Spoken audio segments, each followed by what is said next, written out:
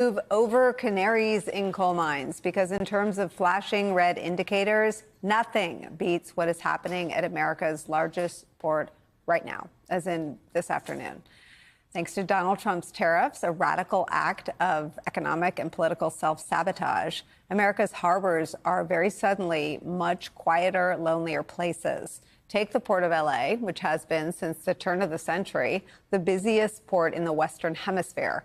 Its directors say a fifth of normally scheduled vessel arrivals for this month have been canceled, and cargo coming in is about 35% lower now than it was the same time last year.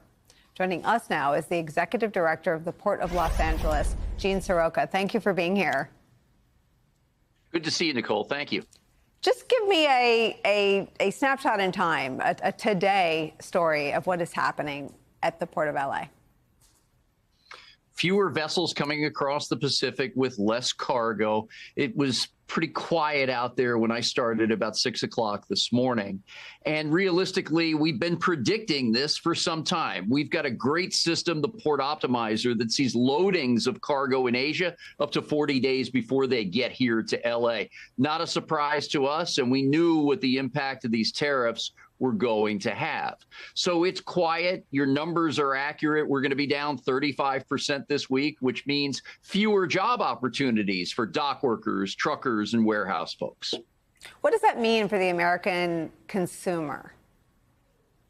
Now, it's going to be interesting because retailers, big and small, have been telling me that we've got about 4, 5, 6 weeks left of normal inventory levels. If this continues on for any duration, we'll have fewer items to select from, some spot shortages, and likely prices will increase as they're affected by these tariffs from a host of countries across the Pacific Rim.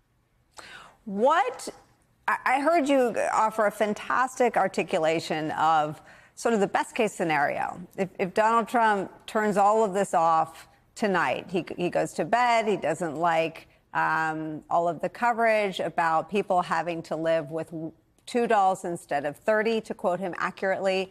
I don't know anybody making that adjustment, but that is his advice for the $30 households. What is the best case scenario if he wakes up tomorrow and ends the trade war with China? We're about a month away from seeing an influx of cargo here in LA, and we'll kind of walk through that. It'll take about 2 weeks for the liner shipping companies to reposition their vessels. They're off doing other things or just parked right now due to the low volume. They'll have to get resituated to places like Qingdao, Shanghai, and Xiamen, and then load up the cargo that's been waiting. Take about 2 more weeks to come over here to Los Angeles, and then we got to distribute that cargo not only in Southern California, but to 15 major hubs around the country. So even if we get a trade framework right now, it's still going to take a while to replenish the inventory across the United States. And to be clear, there's no indication, even in Donald Trump's public comments today, that that is in the works. What is I know through the Port of Long Beach, goods come through the Port of Long Beach that end up in every congressional district in the country. What is the impact of goods that come through the Port of LA?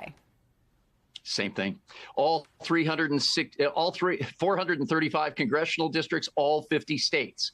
We can tell a member of Congress in suburban Kansas City what the economic impact is of this port on their geography, jobs, value of goods, imports, exports.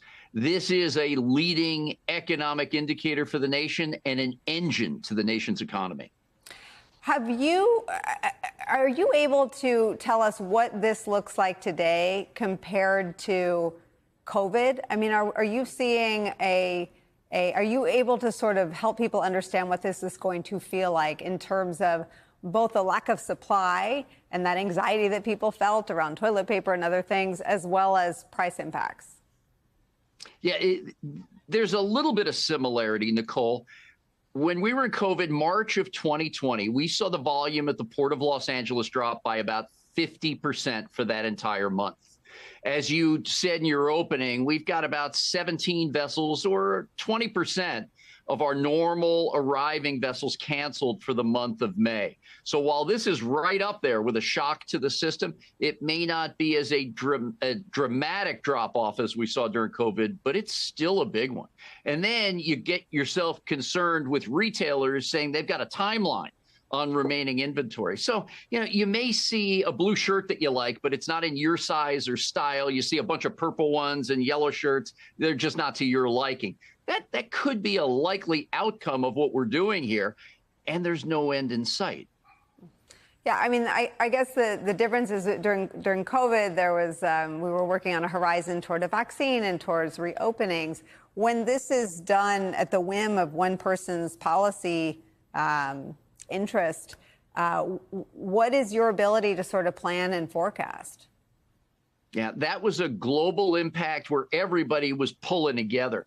Close friends in the port industry, supply chains, importers, exporters, all leaning on each other to get through that. And then we found out what online buying and curbside pickup was at that time to help start boosting that American economy.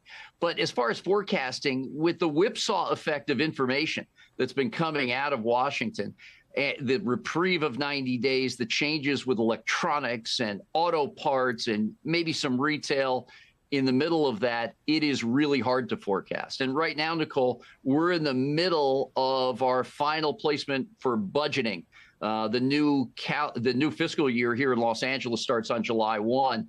And it's really tough to estimate what we're going to be doing from a freight standpoint, our capital improvement program, how we're going to be investing in this infrastructure. But we've had a really strong financial policy here over the last decade. We will invest through this cycle on infrastructure, digitization, and our waterfront here in the community. But it's going to be a tough time.